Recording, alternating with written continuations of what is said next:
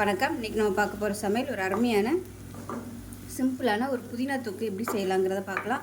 இது வந்து இட்லி, தோசை, சாதம், சப்பாத்திக்கெலாம் கூட தொட்டுக்கலாம். சாதத்தில் போட்டு பரட்டி சாப்பிட்றதுக்கும் சூப்பராக இருக்கும். இது வந்து வெளியில் வச்சுக்கிட்டோம்னா ஒரு வாரத்துக்கு கூட கெட்டு போகாது. பசங்களுக்கு லஞ்ச் பாக்ஸ் கொடுக்குறதுக்கு இது மாதிரி ஒரு தடவை செஞ்சு வச்சிட்டோம்னா போதும், சூப்பராக இருக்கும். சாதத்தில் போட்டு பரட்டி கொடுக்கலாம், அருமையாக இருக்கும். வாங்க அது எப்படி செய்யலாங்கிறத பார்க்கலாம்.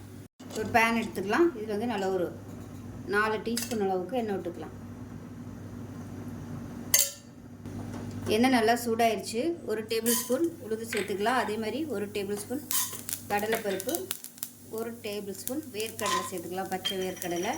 இது எல்லாத்தையுமே நல்லா வறுத்து விட்டுக்கலாம். இப்போ இது கூடவே காரத்துக்கு தேவையான அளவு வரமிளகா சேர்த்துக்கலாம். 1/4 டீஸ்பூன் போல் சீரகம் சேர்த்துக்கலாம். இது கூடவே 1 டேபிள் ஸ்பூன் இஞ்சி பூண்டு பேஸ்ட்டு சேர்த்துக்கலாம். இது கூடவே ஒரு 3 பச்சை மிளகாயை சேர்த்துக்கலாம் உடச்சிட்டு.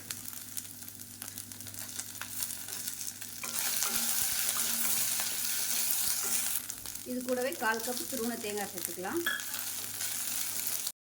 இப்போ இது எல்லாமே நல்லா வறுபட்டுச்சு, வேறு பிளேட்டுக்கு மாற்றிக்கலாம்.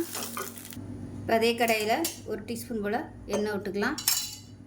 இப்போ இதில் பார்த்திங்கன்னா புதினா வந்து 1 கட்டு எடுத்திருக்கேன், அதை சேர்த்துக்கலாம். அது கூடவே கொத்தமல்லி 1 கைப்பிடி அளவுக்கு சேர்த்துக்கலாம்.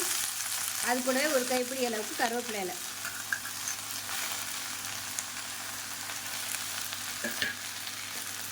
இதெல்லாம் நல்லா வதக்கி விட்டுக்கலாம். இப்போ இது கூடவே சின்ன நெல்லிக்காய் சைஸுக்கு புளியும் சேர்த்துக்கலாம். சேர்த்துட்டு நல்லா வதக்கி விட்டுக்கலாம்.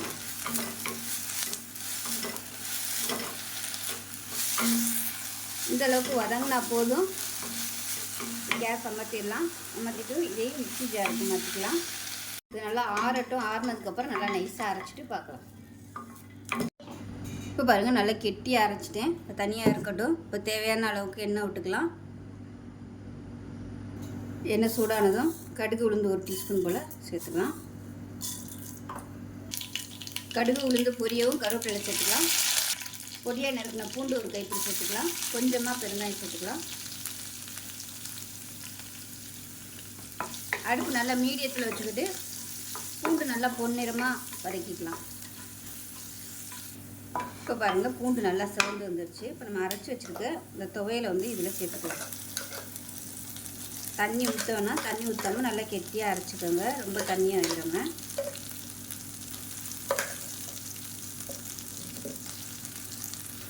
இப்போ இதில் மிக்சியை அலசிட்டு மட்டும் ஒரு 2-3 சொட்டு தண்ணி விட்டுருக்கேன், ரொம்ப தண்ணி விடலை. இப்போ இது வந்து நல்லா பரட்டிக்கலாம். அந்த கலர் வந்து மாறணும், அந்தளவுக்கு நல்லா வதக்கி எடுத்துக்கலாம். அடுப்பு நல்லா மீடியத்தில் வச்சுக்கோங்க, இல்லைன்னா அடி பிடிக்கும்.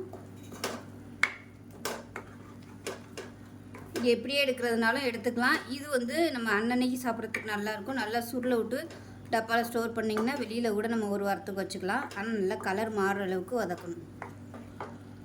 இப்போ இதில் உப்பு கொஞ்சம் கம்மியாக இருக்குது, கொஞ்சமாக உப்பு சேர்த்துருக்கேன். இப்போ இது வந்து உங்களுக்கு அடி பிடிக்கிற மாதிரி இருந்துச்சுன்னா நீங்கள் அப்பப்போ எண்ணெய் சேர்த்துக்கோங்க. அப்போ தான் உங்களுக்கு நல்லா தொக்கு நல்லா வரும், சுருண்டு.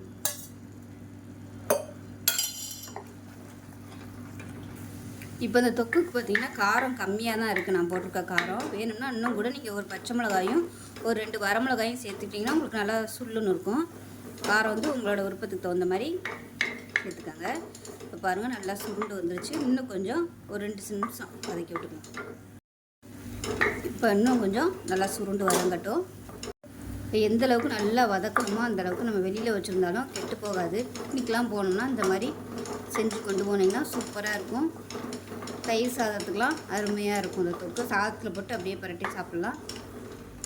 இந்த ஃப்ரிட்ஜில் ஸ்டோர் பண்ணி வச்சுட்டோம்னா பசங்களுக்கு லஞ்ச் பாக்ஸ் கொடுக்குறதுக்கு சூப்பராக இருக்கும். அப்படியே கொஞ்சமாக எடுத்து போட்டு சாதத்தை பரட்டி கொடுத்து விட்ருலாம், அருமையாக இருக்கும். இப்போ பாருங்கள், நல்லா வதங்கிடுச்சு. அப்படியே நம்மளுக்கு இப்படி மடித்து விட்டிங்கன்னா உங்களுக்கு நல்லா மடிக்கிற பதத்துக்கு வருது பாருங்கள்.